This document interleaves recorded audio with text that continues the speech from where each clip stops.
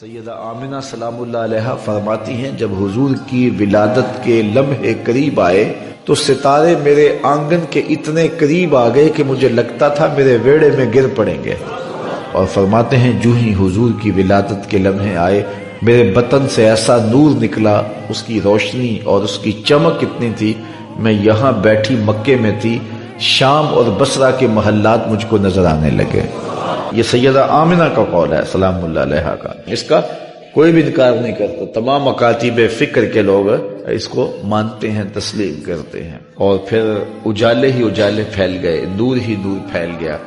سیدہ عائشہ رضی اللہ تعالیٰ عنہ اس چمک کی کہانی سناتے ہوئے فرماتی ہیں کہ میں ہاتھ میں سوئی لیے کچھ سی رہی تھی کہ میرے ہاتھ سے سوئی گر گئی، اور حضور کے گھر میں جو دیا ہے اس میں جلانے کے لیے تیل بھی نہیں تھا.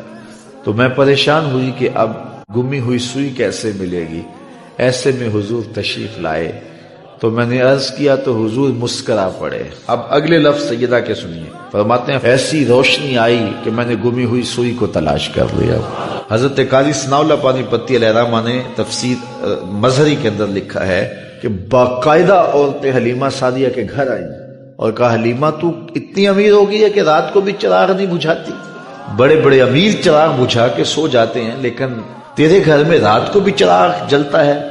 تو بڑی غریب تھی لیکن اب تو اتنی امیر ہو گئی ہے کہ رات کو چراغ بجھا کے نہیں سوتی. تو حضرت حلیمہ سعدیہ نے فرمایا آؤ تمہیں بتاؤں میرے گھر میں کون سا چراغ ہے. تو باقاعدہ ان عورتوں کو اپنے گھر لے کے گئیں. حضور علیہ السلام پالنے میں تھے، پنگھوڑے میں تھے. تو حضور کی طرف اشارہ کر کے حضرت حلیمہ سعدیہ نے کہا جب سے یہ پیارا ہمارے گھر میں آیا ہم نے تو سارے دیے توڑ دیے ہیں. دیے کی ضرورت نہ مشعل کی حاجت، عجب روشنی تو نے پائی حلیمہ، بڑی تو نے توقیر پائی حلیمہ، بنی تو محمد کی دائی حلیمہ.